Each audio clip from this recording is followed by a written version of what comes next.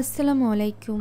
আজ আমি আপনাদের জন্য সদ্য রিলিজ পাওয়া শকুন্তলা মুভির গল্প নিয়ে হাজির হয়েছি, যেটা মূলত কবি কালিদাসের শকুন্তলা মহাকাব্য থেকে নেওয়া হয়েছে। এই সিনেমাতে মহাভারতের বেশ কিছু অংশ নিয়ে আলোচনা করা হয়েছে, তাই হিন্দু ধর্ম অবলম্বীরা এর সাথে বেশ রিলেট করতে পারবেন। তবে বাকি যারা আছেন অর্থাৎ মুসলিম অথবা অন্যান্য ধর্ম অবলম্বীরা এটাকে শুধুমাত্র গল্প আকারেই নেবেন। এটা অবশ্যই মনে রাখবেন যে আমি এখানে শুধুমাত্র সিনেমার গল্প নিয়ে আলোচনা করছি, অর্থাৎ সিনেমাতে যা কিছু দেখানো হয়েছে সেটাই আপনাদের সামনে তুলে ধরছি। অ্যাজ এ মুসলিম আমি এই কাহিনীতে বিশ্বাসী নই। সেই সাথে আমি চাই হিন্দু ধর্ম অবলম্বীরা ছাড়া যারা আছেন তারা এই কাহিনীটিকে শুধুমাত্র এন্টারটেইনমেন্টের উপলক্ষে গ্রহণ করুন। তো চলুন আর দেরি না করে সরাসরি চলে যাওয়া যাক গল্পের দিকে। গল্পের শুরুতেই আমরা দেখতে পাই একদল পাখি মুখে করে একটি পুঁটলি নিয়ে উড়ে যাচ্ছে। তারা একটি গাছের নিচে সেই পুঁটলিটি রাখে। এই পুঁটলির ভেতরে একটি জীবন্ত মানুষের বাচ্চা ছিল, আর আশেপাশে কোনো মানুষকেও দেখা যাচ্ছিল না। বাচ্চাটি ভীষণ জোরে জোরে কাঁদতে থাকে। তার কান্না শুনে বনের সব পশু পাখিরা একত্রিত হয়ে যায়। হঠাৎ সেখানে আসে মহারিষি কর্ণর কিছু শিষ্য। তারা বাচ্চাটিকে দেখতে পেয়ে ঋষি কর্ণকে ডেকে আনে। ঋষি কর্ণ বাচ্চাটিকে দেখে কোলে তুলে নেয় এবং বলে এটি পৃথিবীর প্রথম সন্তান যাকে বাবা মা ত্যাগ করেছে। এই সন্তানটি ঋষি বিশ্বমিত্রর ঔরসজাত এবং অপ্সরী মেনকার গর্ভে জন্ম নেওয়া সন্তান। বিশ্বমিত্রের তপস্যা ভঙ্গ করার জন্য ইন্দ্ররাজ অপ্সরী মেনকাকে এই পৃথিবীতে পাঠিয়েছিল। মেনকা তার কাজে সফল হয়েছিল। মেনকার রূপে মোহিত হয়ে বিশ্বমিত্র তার তপস্যা ভঙ্গ করে এবং মেনকার সাথে মিলিত হয়, আর এতে করেই মেনকার গর্ভে জন্ম নেয় এই সন্তানটি। দেবলোকে মেনকা মানব শিশুকে নিয়ে যেতে পারবে না, তাই সে পাখির সাহায্যে সন্তানটিকে এই জায়গায় রেখে দেবলোকে চলে গিয়েছে। এই ঘটনা জানার পর কর্ণর শিষ্যরা জানতে চায় যে এই অসহায় বাচ্চাটির এখন কি হবে। কর্ণ বলে সে নিজের কন্যার মতো করে এই বাচ্চাটিকে আশ্রমে রেখে দিবে, কেননা তার মতে এই আশ্রমে এই ফুটফুটে কন্যাকে পাঠানোর পেছনে নিশ্চয়ই ঈশ্বরের কোনো সংকেত আছে। তাই তারা এই মেয়েটিকে তাদের আশ্রমে লালন পালন করবে। একথা শুনে শিষ্যরা খুশি হয়ে যায়। এক শিষ্য জানতে চায় যে বাচ্চাটির নাম কি হবে। কর্ণ তখন বলে যে যেহেতু শকুন পাখিরা বাচ্চাটিকে এখানে এনেছে, তাই বাচ্চাটির নাম হবে শকুন্তলা। এখন এখান থেকে দৃশ্য পরিবর্তিত হয় এবং আমরা বেশ কিছু বছর পরের দৃশ্য দেখতে পাই, যেখানে কিছু হিংস্র বাঘ লোকালয়ে চলে এসেছিল। তারা মানুষের একটি গ্রামে হামলা করে। এতে করে গ্রামের মানুষেরা প্রচন্ড ভয় পেয়ে যায় এবং পুরো গ্রামে ভীতির সঞ্চার হয়। এই সময় ঘোড়ায় চড়ে সেখানে আসে রাজা দুষ্যান্ত। রাজা দুষ্যান্ত বাঘের মুখের সামনে থেকে একটি বাচ্চাকে বাঁচায় এবং তীর ছুঁড়ে বাঘটিকে মেরে ফেলে। তখন গ্রামের লোকেরা বলতে থাকে রাজা যেন তাদের সাহায্য করে, তারা বড় বিপদে আছে। একথা বলার সাথে সাথেই সেই জঙ্গলের দিক থেকে অসংখ্য হিংস্র প্রাণী গ্রামে আসতে শুরু করে। রাজা দুষ্যান্ত এবং তার সেনাবাহিনীরা মিলে সেই প্রাণীগুলোকে মারতে থাকে এবং তাড়িয়ে জঙ্গলের দিকে নিয়ে যায়। জঙ্গলের ভেতরে প্রাণীগুলোর পেছনে ছুটতে ছুটতে রাজা দুষ্যান্ত চমৎকার একটি জায়গায় এসে পৌঁছায়। জায়গাটি এতটা সুন্দর ছিল যে রাজা বিভোর হয়ে যায় এবং সেই জায়গার সৌন্দর্য উপভোগ করতে থাকে। এমন সময় সে দেখতে পায় একটি বাঘ হরিণ শাবককে তাড়া করছে। রাজা বাঘকে মেরে হরিণ শাবকটিকে বাঁচানোর প্রস্তুতি নেয়। হঠাৎই রাজা লক্ষ্য করে যে বাঘ হরিণকে মারার চেষ্টা করছে না, বরং হরিণটি বাঘের কাছে যেন আশ্রয় নিয়েছে। এই দৃশ্য দেখে সে থমকে যায়। ওই সময় ঋষি কর্ণরের দুজন শিষ্য সেখানে আসে। তারা রাজাকে চিনতে পেরে সম্মান জানায়। সেখানে থাকা বাঘকেও তারা বলে রাজাকে সম্মান প্রদর্শন করতে। রাজা দুঃসান্তিতে করে আরো বেশি অবাক হয়ে যায়। শিষ্যরা বলে ঋষির আশ্রমে মানুষ এবং সব প্রাণী এভাবেই মিলেমিশে থাকে। আর এরপর শিষ্য দুজন রাজাকে আশ্রমে বিশ্রাম নেওয়ার অনুরোধ করে। রাজা তা সদরে গ্রহণ করে নেয়। আশ্রমে প্রবেশ করেই রাজা মানুষ এবং প্রাণীর একসাথে মিলে ঈশ্বরের প্রার্থনা করার অদ্ভুতপূর্ব দৃশ্য দেখে। ঘুরতে ঘুরতে সে দুজন মেয়েকে দেখতে পায়, যারা কিনা শকুন্তলাকে খুঁজে বেড়াচ্ছিল। বনের পশু পাখিরা তাদের সাহায্য করে শকুন্তলাকে খুঁজতে। দুষ্যান্ত তাদের পেছন পেছন যেতে থাকে। একসময় তারা শকুন্তলাকে খুঁজে পায়। প্রজাপতিরা তাকে ঘিরে রেখেছিল, কারণ শকুন্তলা নিজেই ফুলের মতোই সুন্দর। এখানে তার সখীরা মজা করে বলে যে এই প্রজাপতির পাল সরাতে তাদের বীর যোদ্ধা রাজা দুষ্যান্তকে ডাকতে হবে। এই সময় তাদের অবাক করে দিয়ে সত্যিকারের রাজা দুষ্যান্ত চলে আসে এবং প্রজাপতির পালকে সরিয়ে দেয়। এরপর অপলক চোখে সে শকুন্তলাকেই দেখতে থাকে, তার চোখ যেন সরেই না।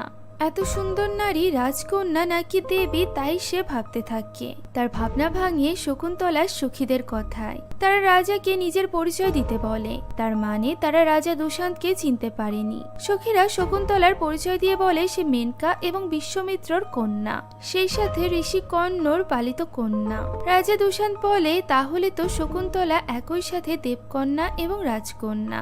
এখানে রাজা দুষ্যান্ত নিজের পরিচয় দেওয়ার আগেই বাইরে জঙ্গলি হাতির গর্জন শোনা যায়। তাদের আশ্রমের বাইরে জঙ্গলি হাতি এসে আক্রমণ করেছিল, পুরো আশ্রম তছনছ করে ফেলেছিল। শিষ্যরা সব প্রাণ ভয়ে ছুটাছুটি করছিল। এই সময় রাজা দুষ্যান্ত আসে এবং সহজেই সেই জঙ্গলি হাতিটিকে বশ করে ফেলে। সবাই রাজার জয়ধ্বনি করতে থাকে। শকুন্তলাও এখানে জানতে পারে যে এই লোকটি স্বয়ং মহারাজ দুষ্যান্ত। তার ভীষণ ভালো লাগে। তবে গৌতমী মাতা বলে ঋষি কর্ণর অনুপস্থিতিতে এইভাবে হাতির আশ্রমে চলে আসা কোনো অমঙ্গলের লক্ষণ। এই সময় অমঙ্গলের বার্তা নিয়ে এক শিষ্য আসে। সে বলে কালনিমি রাক্ষস আশ্রমে হামলা করার পরিকল্পনা করছে। আশ্রমে যে যজ্ঞ হতে চলেছে তা নষ্ট করাই কালনিমির লক্ষ্য। তখন গৌতমী মাতা শকুন্তলাকে নিয়ে দ্রুত আশ্রমের অন্দরে চলে যায় এবং আমরা জানতে পারি কালনিমি রাক্ষসের ইতিহাস। রামায়ণে সীতার সাথে হরিণ সেজে ছলনা করেছিল যে রাক্ষস, তারই ছেলে কালনিমি। কালনিমি কাল অর্থাৎ সময়কে থমকে দিতে পারে। রাবণের সাথে যুদ্ধে যখন লক্ষণ আহত হয়ে গিয়েছিল তখন তাকে বাঁচানোর জন্য প্রয়োজন হয় সঞ্জীবনী বটির। তখন হনুমান যায় ওই সঞ্জীবনী আনতে। ওই সময় রাবণের কথায় কালনিমি ছদ্মবেশে তাকে আটকায়। মুনি সেজে কালনিমি হনুমানকে বলে যে তার কাছে সঞ্জীবনী আছে, সে পুকুরে ডুব দিয়ে আসলে তাকে সঞ্জীবনী দিবে।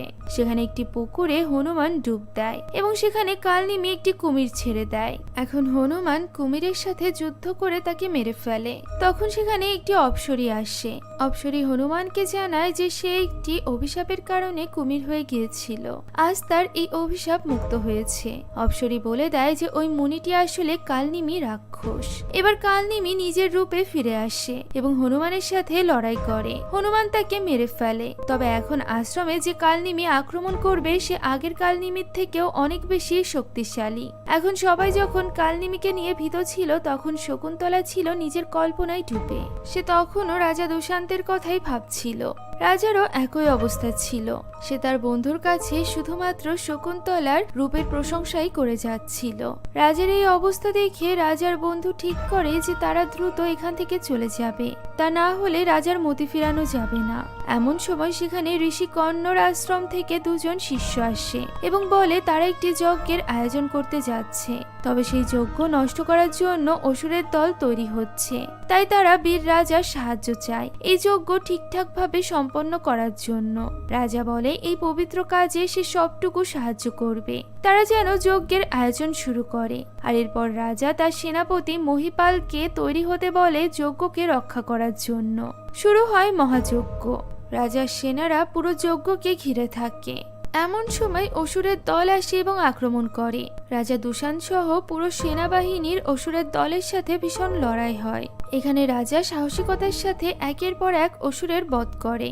অসুরের হাতেও অনেক সেনার মৃত্যু হয় এবং এক সময় যজ্ঞ শেষ হওয়ার ঘন্টা বেজে ওঠে। সবাই এখানে মহারাজার জয়ধ্বনি করতে থাকে। অসুরদের উদ্দেশ্য ব্যর্থ হয়। ব্যর্থতায় অসুরের দল ভীষণ ক্ষেপে যায়। কালনিমি রেগে বলতে থাকে যে তাদের কাল থামানোর অস্ত্র ব্যবহার করে দুষ্যান্ত থামিয়ে দিয়েছে। আজ তারা এই যজ্ঞটি যদি না দিত তাহলে তাদের ক্ষমতা আরো বেশি বেড়ে যেত। কালনিমি ঠিক করে যে সে যে কোনোভাবে এর প্রতিশোধ নিবে। এদিকে আশ্রমে মহারাজকে বেশ সম্মানিত করা হয়। তাকে শিবের সাথে তুলনা করা হয় এই মহাযজ্ঞকে বাঁচানোর জন্য। আর এরপর একজন ঋষি তাকে বলে কিছুদিন এই আশ্রমেই থেকে যেতে। দুষ্যান্ত তার প্রস্তাবে খুশি খুশি রাজি হয়ে যায়। সে তার সেনাবাহিনীকে ফিরে যেতে বলে। অন্যদিকে দুষ্যান্তের প্রেমে অস্থির শকুন্তলাকে দেখা যায়, যে কিনা তার সখীদের সাথে এই নিয়েই কথা বলছিল। তার সখীরা তাকে পরামর্শ দেয় তার মনের কথা চিঠিতে লিখে দুষ্যান্তকে জানানোর জন্য। তবে সে এতে রাজি হতে চায় না। তার সখীরা বলে তাহলে সে কিছুই করতে পারবে না। এবার শকুন্তলা গাছের পাতা নেয় এবং তাতে তার মনের কথা লিখতে শুরু করে। হঠাৎ করে বাতাসের ঝাপটা এসে ওই পাতা উড়িয়ে নিয়ে যায় এবং একেবারে নিয়ে যায় মহারাজের কাছে। মহারাজ চিঠি পেয়ে জোরে জোরে সেই চিঠি পড়তে শুরু করে।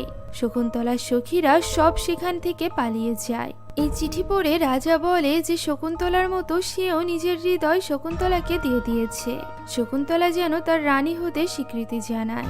শকুন্তলাও তার সাদরে গ্রহণ করে নেয়। হঠাৎই সেখানে গৌতমী মাতা চলে আসলে শকুন্তলা রাজাকে লুকিয়ে পড়তে বলে। গৌতমী মাতা এসে শকুন্তলাকে নিয়ে যায়। শকুন্তলার মন পড়ে থাকে রাজার কাছে। রাজাও শকুন্তলার অপেক্ষায় চাঁদের সাথে কথা বলতে থাকে। তার সকল মনের কথা সে ময়ূরকে খুলে বলে। তখন ময়ূর গিয়ে শকুন্তলাকে নিয়ে আসে। প্রেমিক যুগল আবারও এক হয়। তারা একজন আরেকজনের কাছে ভালোবাসার প্রকাশ করে। এখানেই তারা এই জঙ্গলের প্রকৃতিকে সাক্ষী রেখে বিয়ে করে নেয়। মঙ্গলসূত্র হয় বনের ফুলের তৈরি মালা, সাক্ষী হয় জঙ্গলের পশু পাখি। এখন এখান থেকে দৃশ্য পরিবর্তিত হয় এবং আমরা ঋষি কর্ণকে দেখতে পাই, যে কিনা আশ্রম থেকে দূরে যজ্ঞের কাজ সম্পন্ন করে এবার আশ্রমে ফিরে যাওয়ার প্রস্তুতি নিচ্ছিল। এখানে এক শিষ্য জিজ্ঞাসা করে যে এই যজ্ঞের মাধ্যমে শকুন্তলার যে সকল দোষ ছিল তা কেটে গিয়েছে কিনা। উত্তরে ঋষি বলে ব্যাপারটা আরো বিস্তৃত। শকুন্তলা একটি বিশেষ কারণে জন্ম নিয়েছে, তার মাধ্যমে ইতিহাস রচনা হতে চলেছে, তাই তার কপালের দুর্ভোগ কেউ আটকাতে পারবে না।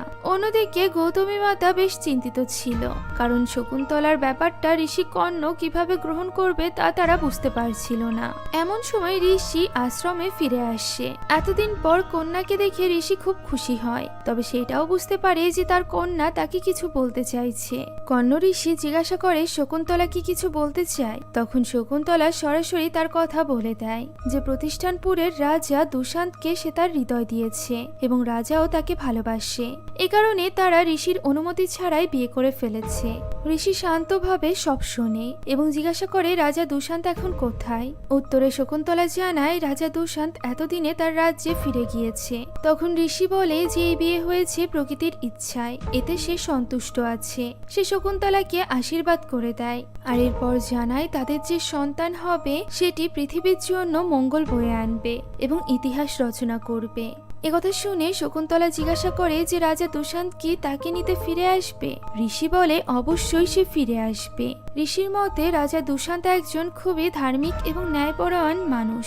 সে শকুন্তলাকে নিয়ে যাবে এবং ভালোবাসবে। একথা শুনে শকুন্তলা খুব খুশি হয়ে যায়। আর ঠিক এইভাবেই রাজা দুশান্তের অপেক্ষায় বেশ কিছুদিন কেটে যায়। একদিন আমরা দেখতে পাই শকুন্তলার এক সাথী একজন মুনিকে দেখে ভীষণ ভয় পাচ্ছে।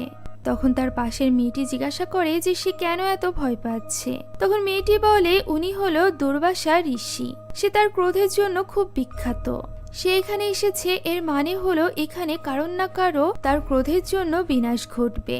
তার সাথে বাস করা কঠিন বলেই তার নাম দুর্বাসা। আর এরপর আমরা দুর্বাসা মুনির ক্রোধের কারণ জানতে পারি। একবার ব্রহ্মার সাথে শিবের প্রচন্ড মনোমালিন্য হয়। শিব অনেক বেশি ক্রোধিত হয়ে যায় এবং তার ক্রোধের কারণে পুরো পৃথিবী তছনছ হতে শুরু করে। নিজের এই ক্রোধকে দমানোর জন্য সে ক্রোধগুলোকে একত্র করে অনুসুয়া মাতার গর্ভে দিয়ে দেয়। তখন সেই ক্রোধ তার গর্ভে একটি সন্তানের আকার ধারণ করে। সেই সন্তানটি হলো দুর্বাসা মুনি। আর এই কারণেই সে এত ক্রোধিত থাকে। মেয়েদের এই কথাবার্তার মাঝখানেই সেখানে দুর্বাসা মুনি চলে আসে। সে তাদেরকে তাদের নাম জিজ্ঞাসা করে। তখন তারা ভয়ে ঠিকঠাক ভাবে উত্তর দিতে পারছিল না। এতে করে মুনি বেশ রেগে যায়। সে তাদেরকে কোনো অভিশাপ দেওয়ার আগেই সেখানে থাকা একজন মেয়ে তার নিজের নাম বলে, আর ওই নামটি ছিল অনুসুয়া, অর্থাৎ দুর্বাসার মায়ের নাম। আর এই কারণেই দুর্বাসা এবার শান্ত হয়ে যায় এবং তাদেরকে অভিশাপ দেয় না। অন্যদিকে রাজা দুশান্ত ধুমধাম করে আসে তার স্ত্রীকে বরণ করে নিতে। শকুন্তলা দৌড়ে আসে তা দেখার জন্য, কিন্তু এই সব কিছু আসলে শকুন্তলার কল্পনা ছিল। গর্ভবতী শকুন্তলাকে নিতে এখনো পর্যন্ত দুশান্ত আসেনি। এই সময় দুর্বাসা মনি আসে আশ্রমে। সে এখানে ঋষি কোথায় তা জানতে চায়। তবে শকুন্তলা তো তার ভালোবাসার মানুষের চিন্তায় এতটাই মগ্ন ছিল যে সে দুর্বাসার কথা শুনতে পায় না। দুর্বাসা মুনি বারবার তাকে ডাকতে থাকে, কিন্তু শকুন্তলা লক্ষ্য করে না। এতে করে মুনি প্রচন্ড রেগে যায়। সে ক্রোধিত হয়ে অভিশাপ দিয়ে বসে। এখানে মুনি শকুন্তলাকে এই বলে অভিশাপ দেয় যে যার জন্য সে ঋষির অপমান করলো এবং তার কথা শুনলো না, সেই মানুষের মন থেকে শকুন্তলা মুছে যাবে। সে আর শকুন্তলাকে ভালোবাসবে না। আর এরপর থেকেই শুরু হয় শকুন্তলার অপেক্ষা। মহারাজ দুশান্ত আর আসে না। একদিন ঋষি কর্ণ এসে শকুন্তলাকে বলে শ্বশুরবাড়ি যাওয়ার জন্য প্রস্তুতি নিতে, কারণ মহারাজ এখনো পর্যন্ত জানে না যে তার বংশের বাতি আসতে চলেছে। তাই রাজাকে জানানোর জন্য স্বয়ং শকুন্তলাকেই তার কাছে যেতে হবে। আর এরপর শকুন্তলা স্বামীর বাড়িতে যাওয়ার জন্য তৈরি হতে থাকে। নিজেকে সুন্দর করে সাজায় এবং উপহারের ঝুলি তৈরি করা হয়। বিদায়ের সময় দেখা যায় ঋষি কর্ণর চোখে অশ্রু। ঋষি কর্ণ বলে যে সে জীবনে অনেক বড় বড় যজ্ঞ করেছে, তবে সবচেয়ে বড় যজ্ঞ ছিল কন্যার লালন পালন করা। আর আজ সেই যজ্ঞের আগুনের ধোঁয়াতে তার চোখে পানি এসেছে। গৌতমী মাতা বলে শকুন্তলা কখনো আশ্রমের বাইরে যায়নি। আশ্রমের বাইরে অনেক বড় একটি পৃথিবী আছে, যার সম্পর্কে সে সম্পূর্ণ অজ্ঞ, তাই সে যেন সাবধানে থাকে। আর এরপর শকুন্তলা সবার কাছ থেকে বিদায় নেয় এবং পুরো আশ্রমের সবাই মিলে তাকে এগিয়ে দিতে যায়। সেখানে শুধুমাত্র তার সাথে প্রিয়ংবদাই ছিল না। প্রিয়ংবদা ছুটে যায় মুনি দুর্বাসার কাছে, কারণ সে অভিশাপ দেওয়ার ব্যাপারটি জেনে গিয়েছিল। সে বারবার তাকে অনুরোধ করতে থাকে যাতে করে সে এই অভিশাপটি ফিরিয়ে নেয়। তবে দুর্বাসা মুনিকে বলে যে তার মুখ থেকে বের হওয়া কথা কখনো ফিরিয়ে নেওয়া যায় না। ঈশ্বর যখন তার মুখ দিয়ে এমন একটি কথা বের করেছেন, তখন নিশ্চয়ই এর পেছনে কোনো কারণ আছে। তবে সে এই অভিশাপ কাটানোর উপায় বলে দিতে পারে। সে বলে একমাত্র শকুন্তলার ভালোবাসার মানুষের দেওয়া উপহারই পারবে ভালোবাসার মানুষকে সবকিছু মনে করিয়ে দিতে। ভালোবাসার চিহ্নই এই অভিশাপ মুক্তির উপায়। এ কথা শোনা মাত্রই প্রিয়ংবদা দৌড়ে সখীর কাছে যায় এবং তাকে বলে মহারাজার দেওয়া ওই আংটিটি সে যেন কখনো তার কাছ থেকে দূরে না সরায়। প্রিয়ংবদা এর থেকে বেশি কিছু বলতে পারবে না, তা না হলে অভিশাপ কাটানো সম্ভব হবে না। এখন শকুন্তলা সবার কাছ থেকে বিদায় নিয়ে গৌতমী মাতা এবং দুজন আশ্রমের শিষ্যকে নিয়ে বিরাট এক নৌকায় করে মালতী নদী ধরে রওনা হয় তার স্বামীর বাড়ি প্রতিষ্ঠানপুরে যাওয়ার জন্য। একসময় সে সেখানে এসে পৌঁছায় এবং বধূর বেশে প্রাসাদের সামনে গিয়ে দাঁড়ায়। রাজদরবারে রাজা তখন সেনাপতির শাস্তির ব্যবস্থা করছিল, কারণ সেনাপতি রাজার অগোচরে কৃষকদের সাথে বেইমানি করে তাদের ফসল এবং জমি জমা নিজের করে নিয়েছে। রাজা তাকে রাজ্য থেকে আজীবনের জন্য বের করে দেয়। একই সাথে বলে যে এই রাজ্যে সবচেয়ে গুরুত্বপূর্ণ মানুষ হলো কৃষক, কারণ তারা অন্ন যোগানদাতা। তাই তাদের অধিকার যেন কেউ কেড়ে না নিতে পারে সেদিকে মহারাজ কঠোর দৃষ্টি রাখবে। সবাই মহারাজের জয়ধ্বনি করতে থাকে। এমন সময় নিরাপত্তারক্ষী এসে বলে ঋষি কর্ণর আশ্রম থেকে কিছু মানুষ তার সাথে দেখা করতে এসেছে। একথা শুনে রাজা খুশি হয়ে যায় এবং রাজপুরোহিতকে বলে বৈদিক মন্ত্র দ্বারা তাদেরকে সমারোহে বরণ করে নিতে। রাজার আজ্ঞা পালন করা হয়। বহুদিন পর শকুন্তলা এসে দাঁড়ায় তার প্রাণপ্রিয় স্বামীর সামনে। একজন আশ্রমের শিষ্য এসে মুনি কর্ণরের পাঠানো চিঠিটি পড়ে, যেখানে রাজা দুশান্তকে শকুন্তলাকে স্ত্রী হিসাবে গ্রহণ করে নিতে অনুরোধ করা হয়েছে। এখানে রাজা দুশান্তকে বেশ দ্বিধান্বিত দেখা যায়। সে জিজ্ঞাসা করে এই চিঠিটি কি আসলেই তার জন্য পাঠানো হয়েছে। তার সেই আশ্রমে যাওয়া, যজ্ঞে সাহায্য করা সবই মনে আছে, তবে শকুন্তলা কে সে তা চিনতে পারছে না। এছাড়া সে কেন গর্ভবতী একজন নারীকে নিজের স্ত্রী হিসাবে গ্রহণ করে নিবে। শিষ্য মুনিরা এতে করে ক্ষেপে যায় এবং বলে তার কাছে তো অনেক নারী সঙ্গ আছে, তাই সে কেন তাদের অবলা শকুন্তলার কথা মনে রাখবে। গৌতমী মাতা শকুন্তলাকে বলে তার ঘুমটা খুলে ফেলতে, মহারাজের দেওয়া আংটিটি তাকে দেখাতে। শকুন্তলা ঘুমটাটি খুলে ফেলে, তবে আংটি দেখাতে গিয়ে দেখতে পায় তার আঙুলে আংটি নেই। নদীতে হাত ধোয়ার সময় তার আংটিটি খুলে গিয়েছিল এবং একটি মাছ তা খেয়ে ফেলেছিল, অর্থাৎ অভিশাপ মুক্ত করার সেই চিহ্নটি এখন আর তার কাছে নেই। তাকে নিয়ে আসা মুনিরা বলে তাদের দায়িত্ব ছিল তাকে এখান পর্যন্ত পৌঁছে দেওয়া। তারা এখন আর কিছুই করতে পারবে না, বাকি যা করার শকুন্তলাকেই করতে হবে। শকুন্তলা যদি আসলেই পতিব্রতা হয় তাহলে তার স্থান তাকেই করে নিতে হবে। গৌতমী মাতা ক্ষমা চায় তাকে সাহায্য করতে না পারার জন্য। তারা সবাই সেখান থেকে প্রস্থান করতে উদ্যত হয়। তখন রাজা তাদেরকে থামিয়ে বলে তারা সমস্যার সমাধান না করে শকুন্তলাকে ফেলে কেন চলে যাচ্ছে। শিষ্য মুনিরা বলে কারণ সবকিছুর সমাধান রাজার কাছেই আছে। রাজা তাকে শাস্তি দিতে পারে কিংবা আপন করে নিতে পারে। তখন রাজা তার মন্ত্রীদের কাছে জিজ্ঞাসা করে যে তার কি করা উচিত। সে তো কিছুই মনে করতে পারছে না। মন্ত্রী বলে শকুন্তলাকে একটি সন্তান জন্ম দেওয়া পর্যন্ত রাজ্যেই রাখা হোক। যদি সন্তানের চেহারা এবং লক্ষণ রাজার সাথে মিলে যায় তবে রাজা শকুন্তলাকে গ্রহণ করতে পারে। এতে করে শকুন্তলার খুব গায়ে লাগে। সেই সাথে সে রাজার ব্যবহারে বেশ অবাক হয়। সে কষ্টে হেসে ফেলে এবং জিজ্ঞাসা করে যে রাজা শকুন্তলাকে গ্রহণ করার জন্য এখন সবার কাছে পরামর্শ চাইছে, অথচ যেদিন সে ভালোবাসার কথা বলেছিল সেদিন কোথায় ছিল এই সভা? তাহলে কি রাজা তার সাথে ছলনা করেছে? তার সাথে এমনটা করার পর রাজা মহান সেজে বসে আছে। রাজা রেগে গিয়ে বলে নারী বলে রাজা কিছুই বলছে না, কিন্তু সে তার আর কোনো কথাই সহ্য করবে না। সভাসদরাও এখানে বলতে থাকে রাজা যেন শকুন্তলাকে শাস্তি দেয়, কারণ সে রাজার সাথে মিথ্যা কথা বলেছে। অন্য কোথাও থেকে কলঙ্কিত হয়ে সে রাজাকে ফাঁসানোর চেষ্টা করছে। রাজা সবাইকে থামিয়ে বলে সে নারীদের সম্মান করে, তাই শকুন্তলাকে সে ক্ষমা করছে। শুধুমাত্র রাজা না, বরং প্রতিষ্ঠানপুরের কোনো প্রজার সামনেও যেন শকুন্তলা কোনোদিনও না আসে। এখনই যেন সে এখান থেকে চলে যায়। প্রচন্ড ব্যথায় কাতর গর্ভবতী শকুন্তলা কাঁদতে কাঁদতে সেখান থেকে বেরিয়ে যায়। ঠিক একই সময় স্বর্গে অপ্সরী মেনকা অর্থাৎ শকুন্তলার মা ইন্দ্ররাজের সামনে নাচছিল। হঠাৎ করে তার পা ছিলে যায়। কন্যার বিপদ মায়ের মন অনুভব করতে পারে। মেনকা ইন্দ্রকে অনুরোধ করে যে সে সুস্থ নয়, সে বিশ্রাম নিতে চায়। আর এরপর সে কাঁদতে কাঁদতে তার সখীকে বলে আজ তার কন্যার কথা খুব মনে পড়ছে। মেয়েকে ছাড়া এই স্বর্গ তার কাছে নরকের সম মনে হয়। তার সখী অপ্সরা তাকে বলে যে মানুষের সাথে তাদের কোনো সম্পর্ক নেই, এই সন্তানের জন্ম ছিল তার একটি দায়িত্ব পালনের অংশ, এর থেকে বেশি কিছু নয়। কিন্তু মেনকা তা মানতে চায় না এবং বলে সে যদি কখনো মানুষের সাথে সময় কাটায় এবং মানব সন্তানের জন্ম দেয় তবে সে বুঝতে পারবে মানব শিশুর গুরুত্ব কতটা। এসব কথা বলে মেনকা ভীষণ কাঁদতে থাকে। যে ধরণীতে সে তার কন্যাকে রেখে এসেছে সেই ধরণী দেবীর কাছে মেনকা প্রার্থনা করে তার সন্তানকে দেখে রাখার জন্য। অন্যদিকে শকুন্তলা ধরণীর বুকে খুব কষ্টে ছিল। রাজ্যে সে যখন হেঁটে যাচ্ছিল তখন সবাই তাকে ভীষণ কালোমন্দ করছিল এবং পাথর ছুঁড়ে মারছিল। সেখানকার একজন বলে শকুন্তলাকে মেরে ফেলা উচিত, কারণ তার সন্তান জন্ম নিলে এই ধরণীতে অনসৃষ্টি হতে পারে। সে কোনো মতে প্রাণ বাঁচিয়ে নদীর তীরে গিয়ে পৌঁছায়, তবে সেখানেও তাকে মারতে লোকরা চলে আসে। সে আবারও পালাতে শুরু করে। এদিকে নদীর তীরে ঘটে আরেকটি ঘটনা। সেখানে একজন জেলে একটি মাছ খুঁজে পায় যেটির পেট ফুলেছিল। মাছটির পেট কাটতেই জেলে মহারাজের দেওয়া শকুন্তলার ওই আংটিটি খুঁজে পায়। জেলে যখনই আংটিটি বিক্রি করতে যায় তখনই স্বর্ণকার বলে এই আংটিটিতে মহারাজের নাম লেখা আছে। জেলে তখন ভয়ে পালানোর চেষ্টা করে, তবে সৈন্যরা তাকে ধরে ফেলে এবং রাজা দুশান্তের কাছে নিয়ে যাওয়া হয়।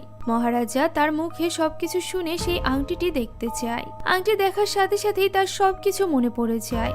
শকুন্তলার সাথে প্রথম দেখা হওয়া থেকে শুরু করে তাদের বিয়ে এবং মিলন সবকিছু। ফলে সে বুঝে যায় যে সে শকুন্তলার সাথে কতটা অন্যায় করেছে। তাই সে তখনই শকুন্তলা বলে কেঁদে ওঠে। সে ভেঙে পড়ে এটা ভেবে যে সে শকুন্তলাকে কেন চিনতে পারেনি। সভাসদগণ রাজার কথা শুনে বেশ অবাক হয়। রাজা এবার সবার সামনে সবকিছু খুলে বলে। মহারাজা বলে এতদিন তাদের এখানে অসুরদের সাথে যে যুদ্ধটি চলছিল সেটি শেষ হওয়ার পরই সে শকুন্তলাকে স্ত্রী রূপে মহা ধুমধামের সহিত নিয়ে আসতে চেয়েছিল। তবে কি কারণে শকুন্তলাকে সে ভুলে গিয়েছে তা সে বুঝতে পারছে না। এখন মহারাজা সেই ছেলেটিকে অনেক বেশি ধন্যবাদ জানায় এবং তাকে অনেক উপহার দিয়ে সম্মানের সাথে বিদায় জানাতে বলে। তার কারণেই মহারাজের আজ সবকিছু মনে পড়ে গিয়েছে। মহারাজা দুশান্ত সবার সামনে শকুন্তলাকে স্ত্রী এবং তার গর্ভের সন্তানকে নিজের সন্তান হিসাবে স্বীকৃতি দেয়। এখন রাজা তার সৈন্যদের হুকুম দেয় ওই রাজ্যের রানীকে খুঁজে নিয়ে আসতে, অর্থাৎ শকুন্তলাকে খুঁজে আনতে। সেই সাথে সে আরো বলে যে তাকে না পাওয়া পর্যন্ত সব রাজকার্য বন্ধ থাকবে। রাজা সারাক্ষণ শকুন্তলার কথা ভাবতে থাকে, তাদের সুন্দর মুহূর্তের কথা ভাবে এবং শকুন্তলার ছবি আঁকে। শকুন্তলার কথা ভেবে সে মদের নেশায় নিজেকে ডুবিয়ে কষ্ট ভুলে থাকে। রাজার বন্ধু তাকে বোঝানোর চেষ্টা করে, কিন্তু রাজা শকুন্তলা ছাড়া আর কিছুই বুঝতে চায় না। দূর থেকে এই সব কিছু দেখে ইন্দ্রলোক থেকে আসা এক অপ্সরী তাকে মেনকাই পাঠিয়েছিল। অপ্সরী মেনকার কাছে গিয়ে সবকিছু খুলে বলে, আর এও বলে মানুষ আসলেই অনেক বেশি ভালোবাসতে জানে। এই সময় ইন্দ্র আসে সেখানে। সে মেনকাকে সান্ত্বনা দেয় এবং জানায় যে এই সব কিছুর পেছনে আছে অসুররা, যারা শকুন্তলাকে ব্যবহার করে মানুষ এবং দেবতাদের মধ্যে বিবাদ তৈরি করার চেষ্টা করছে। তারাই সেদিন এমন ব্যবস্থা করেছিল যাতে করে দুর্বাসা শকুন্তলার উপর রেগে যায় এবং অভিশাপ দেয়। আর এরপর তারা শকুন্তলাকে মারার পরিকল্পনা করে, তবে পারে না। মেনকা এখানে ইন্দ্রকে জিজ্ঞাসা করে যে শকুন্তলা এবং দুষ্যন্তের উপর অসুররাজ এত ক্ষিপ্ত কেন। উত্তরে ইন্দ্র বলে যে তাদের উপর নয়, বরং তাদের অনাগত সন্তানের উপর সে ক্ষিপ্ত, কারণ এই সন্তানই একদিন অসুরদের বিপদের কারণ হবে, তাই তারা এই সন্তানকে বধ করতে চায়। এখন এরপর দেখা যায় ইন্দ্রদেবের সারথী মাতলি মহারাজ দুষ্যন্তের সাথে দেখা করতে আসে। অসুরদের সাথে দেবপক্ষের যে যুদ্ধ, তাতে দুষ্যন্তের সাহায্যের প্রয়োজন, তাই দুষ্যন্তের কাছে ইন্দ্রদেবের পক্ষ থেকে মাতলি এসেছে। সে বলে কালনিমিকে ধ্বংস একমাত্র মহারাজই করতে পারে। প্রতিশোধের আগুনে দগ্ধ রাজা দুষ্যন্ত এই প্রস্তাবে রাজি হয়ে যায়। শুরু হয়ে যায় দেবতা পক্ষ এবং অসুর পক্ষের যুদ্ধ। দেবতাদের হয়ে যুদ্ধে অংশ নেয় মহারাজ দুষ্যন্ত। দুই পক্ষের প্রচন্ড লড়াই হয়। এক সময় সে কালনিমি এবং অসুরদের হারিয়ে দেয়। ইন্দ্রদেব তাকে জড়িয়ে ধরে সাধুবাদ জানায়। আর এরপর আমরা মাতলির সাথে রাজা দুষ্যন্তকে একটি জঙ্গল ধরে যেতে দেখতে পাই। তুষারে ঘেরা এই জঙ্গলে হঠাৎই সিংহের গর্জন শোনা যায়। আর এরপর ফুটফুটে একটি ছেলেকে দৌড়ে আসতে দেখা যায়। দুষ্যন্ত মহারাজ ছেলেটিকে বাঁচাতে সিংহটিকে তীর মারতেই যাবে, ঠিক তখনই ছেলেটি তাকে নিষেধ করে এবং সিংহের ঘাড়ে চড়ে বসে। আর এরপর ছেলেটির মিষ্টি মিষ্টি কথায় মুগ্ধ রাজা জিজ্ঞাসা করে সে কোন বংশের সন্তান। নিশ্চয়ই কোনো রাজবংশের। ছেলেটি এখানে নিজের পরিচয় তো দেয় না, তবে বলে সে অনেক উচ্চ বংশের একজন সন্তান। এমন সময় দুজন মহিলা বাচ্চাটিকে খুঁজতে সেখানে চলে আসে। তাকে তারা সর্বদমন বলে ডাকে। সর্বদমন মূলত কাশ্যপ মুনির আশ্রমে থাকে। মহিলা দুজন দেখে সর্বদমন তার রক্ষা কবচ হারিয়ে ফেলেছে। দুষ্যন্ত সেটি খুঁজে দেয়। মেয়ে দুটো এতে করে অবাক হয়ে বলে বাচ্চার রক্ষা কবচ একমাত্র বাবা মা ছাড়া আর কেউই ধরতে পারে না, আর যদি কেউ ধরার চেষ্টা করে তবে সেটা সাপ হয়ে যায় এবং ওই মানুষটিকে মেরে ফেলে। অথচ দুষ্যন্তের হাতের এই রক্ষা কবচ সাপে পরিণত হয়নি। এমন সময় সেখানে এসে হাজির হয় সর্বদমনের মা শকুন্তলা। দুজন দুজনকে দেখে চমকে ওঠে। আর এরপর শকুন্তলা ছেলেকে নিয়ে চলে যেতে শুরু করে। মহারাজ দুষ্যন্ত তাকে থামানোর অনেক চেষ্টা করে, তবে শকুন্তলা সেদিনের অপমানের কথা ভেবে থামে না। রাজাও তার পেছন পেছন যেতে থাকে। সর্বদমন জিজ্ঞাসা করে এই লোকটিকে, তবে শকুন্তলা কিছুই বলতে পারে না, বরং ছুটে চলে যায়। দৃশ্য অতীতে গেলে আমরা দেখতে পাই শকুন্তলা সবার কাছ থেকে পালিয়ে গর্ভের সন্তানকে নিয়ে একটি গুহায় এসে লুকিয়ে পড়ে এবং সেখানেই সে তার গর্ভের সন্তানকে জন্ম দেয়। শকুন্তলার সন্তান বীরের মতো যুদ্ধ করে পৃথিবীতে আসে। এমন সময় ওই গুহায় একটি হিংস্র প্রাণী চলে আসে, ফলে শকুন্তলা সেখান থেকেও পালিয়ে যায় এবং জঙ্গলের গহীনে যেতে থাকে। ছুটতে ছুটতে সে এই আশ্রমে এসে পৌঁছায়। এটি প্রজাপতি কাশ্যপের আশ্রম। ওই সময় শকুন্তলা তার সন্তানকে কাশ্যপের পায়ের কাছে রাখে এবং তার কাছে শরণ চায়। ঋষি কাশ্যপ তাদের সাদরে গ্রহণ করে। তারা সেখানেই থাকতে শুরু করে। আর তখন থেকে এখন পর্যন্ত শকুন্তলা তার সন্তানকে নিয়ে এই আশ্রমেই আছে। এখন শকুন্তলা ছুটে আশ্রমে চলে আসে। তার পেছন পেছন রাজা দুষ্যন্ত সেখানে চলে আসে। ওই সময় শকুন্তলা নিজেকে একটি ঘরে বন্দি করে নেয়। ওই ঘরের দরজায় রাজা দুষ্যন্ত বসে থাকে এবং বলতে থাকে যে সে ভুল করেছে। সে সেদিন যা বলেছিল তা তাকে দিয়ে অন্য কেউ বলিয়েছিল। সে সেদিন নিজের মধ্যে ছিল না। এখন সে শকুন্তলাকে গ্রহণ করতে চায় এবং সবার কাছে ফিরিয়ে নিতে চায়। শকুন্তলা যে কষ্ট করেছে সেই কষ্ট আর কাউকে রাজা করতে দিবে না। এরই মধ্যে সেখানে ঋষি কাশ্যপ চলে আসে এবং শকুন্তলাকে ডাকে। তার ডাকে শকুন্তলা বাইরে বেরিয়ে আসে। শকুন্তলা বলে সেদিনের অপমান সে কিছুতেই ভুলতে পারবে না। কাশ্যপ বলে সেদিন যা কিছু হয়েছিল তার জন্য শকুন্তলার প্রেমই দায়ী। প্রেমের বিভরে দুর্বাসা মুনির ডাক সে এড়িয়ে গিয়েছিল, তাই দুর্বাসা মুনি তাকে এই অভিশাপ দিয়েছিল। কাশ্যপ তাকে সবকিছু খুলে বলে, যে ব্যাপারে এতদিন পর্যন্ত শকুন্তলা কিছুই জানতো না। এখন শকুন্তলা নিজের ভুল বুঝতে পারে এবং রাজা দুষ্যন্তকে আপন করে নেয়। সে তাদের সন্তানের সাথে দুষ্যন্তের পরিচয় করিয়ে দেয়। ঋষি কাশ্যপ বলে তাদের সন্তানের দিকে লক্ষ্য রাখতে এবং তার যত্ন নিতে। সে এই পৃথিবীর পরিবর্তনকারী বীর হবে। শকুন্তলার জন্মই হয়েছে যাতে করে সে এই বীরকে জন্ম দিতে পারে। তার জন্যই শকুন্তলার কষ্ট স্বীকার।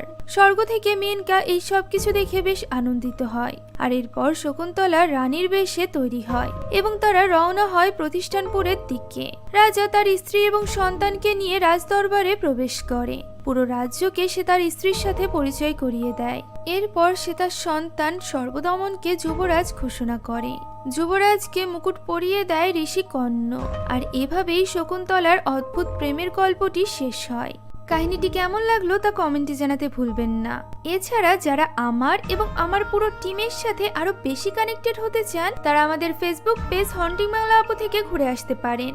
আপনাদের রিকোয়েস্টেই আমরা এই ব্লগিং পেজটি শুরু করেছি। এখানে আমরা আমাদের ডেইলি লাইফ ব্লগগুলো আপলোড করে থাকি। তাছাড়া ইউটিউবে যেহেতু সরাসরি যোগাযোগের কোনো মাধ্যম নেই, তাই আপনারা এই পেজে মেসেজের মাধ্যমে আমাদের সাথে কথা বলতে পারেন। আমি এখানে সকলের রিপ্লাই দেওয়ার চেষ্টা করি। সেই সাথে আপনারা সেখানে নতুন নতুন মুভির নামও সাজেস্ট করতে পারেন। আমরা আপনাদের কাঙ্ক্ষিত মুভির এক্সপ্লেনেশন আনার চেষ্টা করব। আমাদের ফেসবুক পেজের লিংক কমেন্টে এবং ডেসক্রিপশন বক্সে দেওয়া আছে। এছাড়া ফেসবুকে গিয়ে হন্টিং বাংলা আপু লিখে সার্চ করতে পারেন।